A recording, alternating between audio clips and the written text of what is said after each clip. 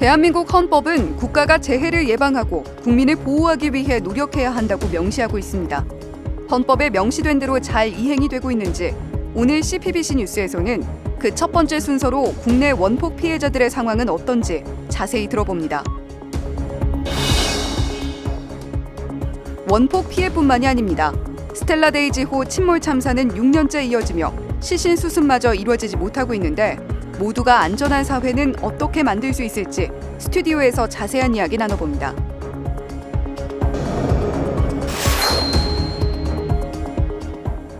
시청자 여러분 안녕하십니까? 6월 8일 목요일 CPBC 뉴스입니다. 윤석열 대통령과 기시다 후미오 일본 총리는 지난달 히로시마에 있는 한국인 원폭 피해자 위령비를 공동으로 참배했습니다. 한국 대통령이 이곳을 찾은 건 윤 대통령이 처음인데요. 당시 동포 피해자들은 감격스럽고 고마운 마음을 전했습니다. 그런데 어찌 된 일인지 국내 원폭 피해자들은 정부의 섭섭함을 감추지 못하고 있습니다. 맹현균 기자가 보도합니다. 윤석열 대통령은 기시다 후미오 일본 총리와 함께 한국인 원폭 피해자 위령비를 찾았습니다. 히로시마에 살고 있는 한국인 원폭 피해자들이 이 자리에 함께했습니다. 윤 대통령은 참배에 앞서 동포 피해자들과 만남의 시간을 갖기도 했습니다. 박남주 할머니는 이런 날을 맞이한 것에 몇 번이고 눈물이 맺혔다며 여기까지 살아왔구나라는 감회가 들었다고 말했습니다. 일본에서 이 모습을 지켜본 사람들은 또 있었습니다. 국내에 거주 중인 14명의 원폭 피해자들입니다. 비를 만들어놨잖아요. 위령비를. 거기다 참배한다는데 얼마나 반갑습니까? 늦었지만 해도 78년 만에 양 정상들이 참배한다는 고마워서. 하지만 기대는 실망으로 바뀌었습니다. 일본에 방문하면서 대통령실과 외교부에 알렸지만 아무런 답이 없었습니다. 결국 공동 참배와 간담회 일정에 함께하지 못했습니다. 우리가 같이 참여하면 나쁜 일입니까? 그럼 설해줘야 될 거 아닙니까? 연락을 해줘야 되고. 그것도 그리고 갈 적에부터 우리가 다 간담회 한다 소리 듣고 참여한다고 하고 갔는데도 지금까지도 답도 없는 거예요. 그게 무슨 장난이냐 이기라. 대통령실 관계자는 이와 관련해 일본에 있는 분들을 대상으로 준비하면서 합천에 있는 분들에 대해 인식을 잘 못했다며 따로 들여다보도록 하겠다고 해명했습니다. 윤 대통령은 지난 5일 재외동포청 출범식에 참석해 다시 한번 한국인 원폭 피해자를 언급했습니다. 조만간 원폭 피해 동포들을 초청해 조금이나마 위안을 드리고자 한다고 말했습니다.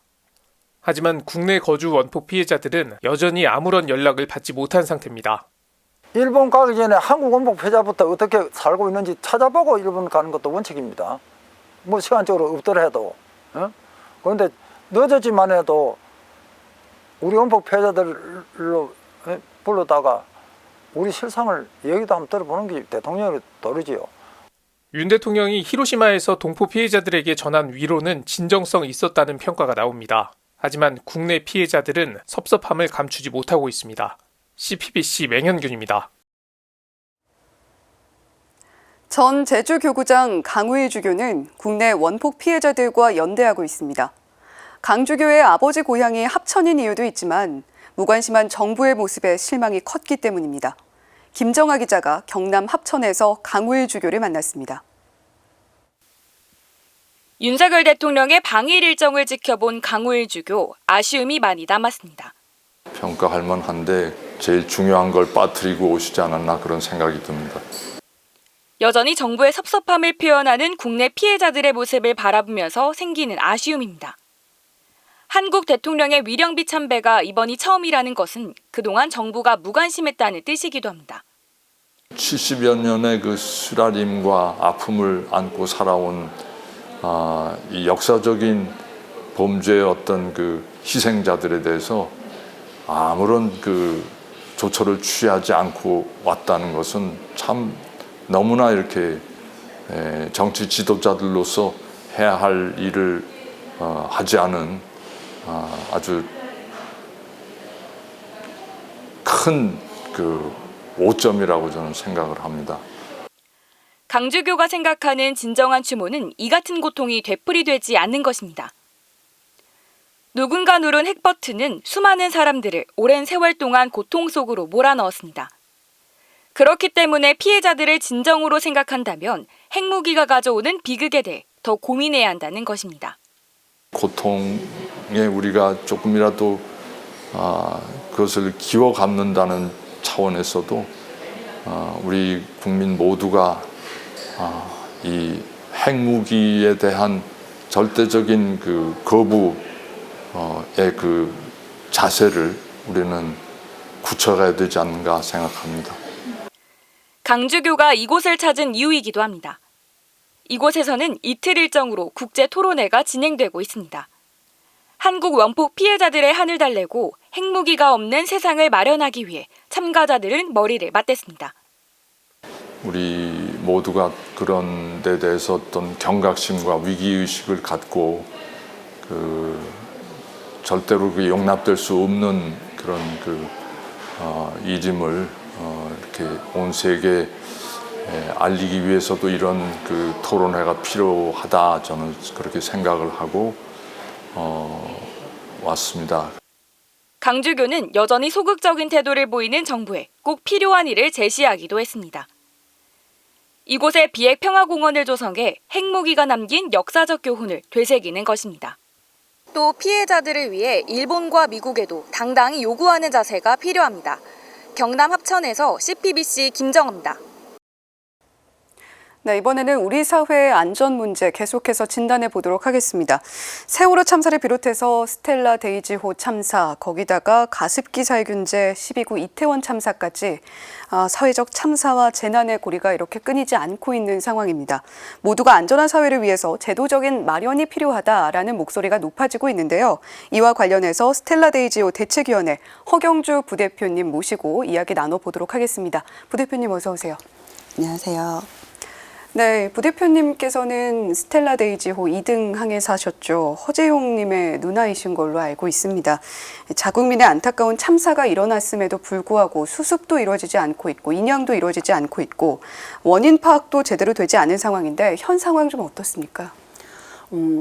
스텔라 데이지호가 2017년 3월에 침몰하고 난 후 벌써 6년하고도 3개월 정도 되었습니다. 네. 그동안 대한민국 최초로 심해 수색을 한번 진행을 했었지만 제대로 유해도 수습되지 않았고 원인도 밝혀지지 않은 상태이고요. 하지만 국회에서는 스텔라 데이지호 침몰 원인 규명이 과학적으로 가능하니 심해 수색을 해야 한다라고 공청회 결론이 나왔으나 아쉽게도 기획재정부가 예산을 이유로 강력하게 거부를 하고 있어 제대로 된 원인 규명이나 이후 진전이 이루어지지 않고 있는 상황입니다.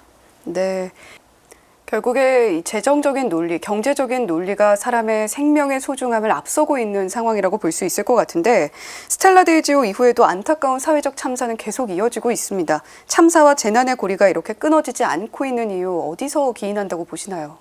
기본적으로는 사람에 대한 존중이 없다는 것이 문제라고 봐요. 정부나 기업이 모두 마찬가지로 그 안전에 대한 문제를 생명에 대한 문제 혹은 인권이나 기본권에 대한 문제로 접근하기보다는 관리해야 할 대상, 통제해야 할 대상으로만 바라보고 있다는 점, 그리고 경제적인 논리가 생명권이라는 가치에 앞서고 있기 때문이라고 생각을 합니다. 결국에는 우리 사회가 모두 안전에 대한 가치를 좀 다시 한번 정립하는 것이 필요하지 않을까 그런 생각을 해요. 네, 안전에 대한 가치가 어떻게 정립이 되어야 하는가부터 다시 좀 밟아 나가야 되겠다라는 생각이 듭니다. 더 이상의 참사를 막기 위해서 생명안전기본법이 제정돼야 한다라는 목소리가 높은데 생명안전기본법 제정을 위한 시민동행이 발족을 했고요. 부대표님께서도 함께하고 계신 걸로 알고 있습니다. 이 생명안전기본법 어떤 법안인지 설명을 좀 해주시죠. 기본적으로 안전에 대한 모든 것을 총괄하고 있는 법안이다라고 보시면 될 것 같습니다. 사람들이 살아가면서 제일 중요한 게 생명인데 우리는 안전하지 못한 사회에 살고 있고 길을 가다가도 혹은 수학여행을 갔다가도 학교에 가다가도 일터에서도 언제 어떻게 나의 생명과 신체가 침해될지 모르는 세상에 살고 있잖아요. 이들을 보호하고 이들의 안전을 책임질 것을 국가의 책무로 명확하게 규정을 하고 있는 법안이 생명안전기본법입니다. 뿐만 아니라 이 안에는 독립적인 조사기구를 설치를 해서 표면적인 원인 조사로 끝나버리고 그로 인해 재발방지 대책이 제대로 수립되지 못하는 이런 문제점을 해소하기 위해서 독립적 조사기구가 이 안전사고에 대한 정확한 원인을 밝히고 그를 통해서 재발 방지를 수립하고 그를 통해서 우리가 좀 더 안전한 사회로 나아갈 수 있도록 하는 법안이 구체적인 내용이 담겨 있다고 보시면 될 것 같아요. 뿐만 아니라 피해자들에 대해서 기본권이 많이 침해받고 있는 현실들, 그리고 2차 가해가 계속되고 있는 현실들, 네. 인권이 보호받지 못하고 있는 현실들, 이런 점에 대해서도 국가와 기업의 책임을 지우고 있는 법안이라고 보시면 될 것 같습니다. 결국에는 우리 모두가 안전하게 살고 싶다는 이 열망을 현실화시켜 줄 수 있는 법안이라고 생각을 해요. 네.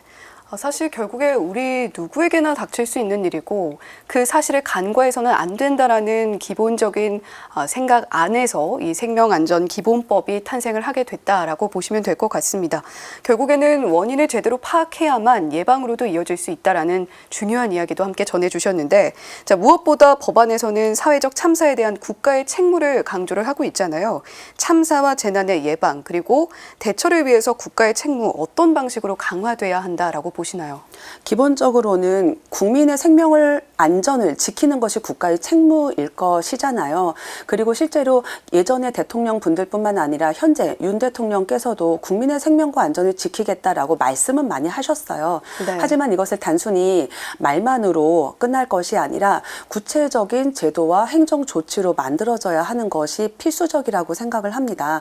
그렇기 때문에 국가에서는 진상규명 그리고 재발방지 대책 마련 그리고 피해자들에 대한 보호, 나아가서는 모든 시민들, 단순히 국민뿐만이 아니라 모든 시민들, 모든 사람들이 자신의 생명과 신체와 안전을 지키면서 살아갈 수 있도록 국가의 책무가 명확하게 행정조치로 만들어지고 제도화되는 것, 이것이 국민의 책무를 좀 먼저 우선적으로 지킬 수 있는 방법이 아닐까라고 생각을 합니다. 네.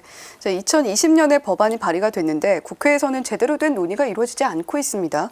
이 법안 마련이 지지부진한 이유는 어떻게 보고 계신가요? 기본적으로는 정부 그리고 정치권의 무관심 때문이라고 생각을 해요. 책임이 없는 거죠. 사실 우리 사회는 어떻게 보면 굉장히 큰 대형 참사가 일어나야만 시민들 그리고 언론 정치권에서 잠깐 관심을 보였다가 다시 사그라들고 있거든요. 네. 문제는 국회의원과 정부가 이렇게 여론에 휩쓸려서 관심이 없는 상황이다 보니까 정말 선행되어야 할 법안조차도 각종 다양한 정치 이슈들에 밀려서 후순위로 뒤처지고 있는 상황이 현실인 것 같습니다. 이럴수록 각 당의 이해관계보다는 정말 국민의 생명과 안전을 우선시한다면 정치인들이 먼저 나서서 이 법안을 빨리 현실화시키고 실제로 생명과 안전이 존중받고 내가 안전하게 살아갈 수 있는 사회를 만들어주는 것이 정치를 하는 분들의 책무가 아닐까요? 네. 저희에게 질문을 던져주셨습니다. 지금 국가의 노력만큼이나 우리 시민들의 역할도 중요하겠다라는 생각이 드는데 모두가 안전한 사회를 위해서 시청자 여러분께 독려의 한 말씀도 한번 부탁드려 볼게요. 재난이나 산재 참사 피해자분들을 만나면 한결같이 하시는 말씀이 있어요. 내가 이런 일을 겪을 줄 몰랐다. 네. 저 역시도 마찬가지였고요. 일하러 나간 것이지 내가 죽으려고 나간 것은 아니잖아요. 학교에 가서 공부하려고 떠났다가 등굣길에 하굣길에 사고를 당하는 많은 아이들도 있잖아요. 네. 뭐 세월호 참사, 이태원 참사 말할 것도 없이 다 마찬가지고요. 그런 사람들뿐만 아니라 저희 역시 삶이 완전히 바뀌어버린 그런 경험을 하게 됩니다. 돌이킬 수는 없어요. 그렇지만 다른 사람들이 이런 일을 다시 안 겪었으면 좋겠어요. 그런 네. 생각을 어쩔 수 없이 하다 보니까 좀 삶을 내던지면서까지 이런 법안이 만들어졌으면 좋겠다라고 운동을 하게 되는 건데요. 저희가 조만간 국회 쪽에도 국민동의 청원을 낼 생각이고 여러 가지 국민들 대상 캠페인도 진행할 예정입니다. 많은 분들이 같이 관심을 가져주셨으면 좋겠습니다. 네, 이슈가 지나갔다고 잊지 말고 계속해서 기억을 해야만 우리 모두가 안전한 사회로 나아갈 수 있을 것 같습니다. 지금까지 스텔라데이지오 대책위원회 허경주 부대표님과 함께 이야기 나눠봤습니다. 부대표님 오늘 말씀 고맙습니다. 감사합니다. 이상으로 CPBC 뉴스를 마칩니다. 시청해주신 여러분 고맙습니다.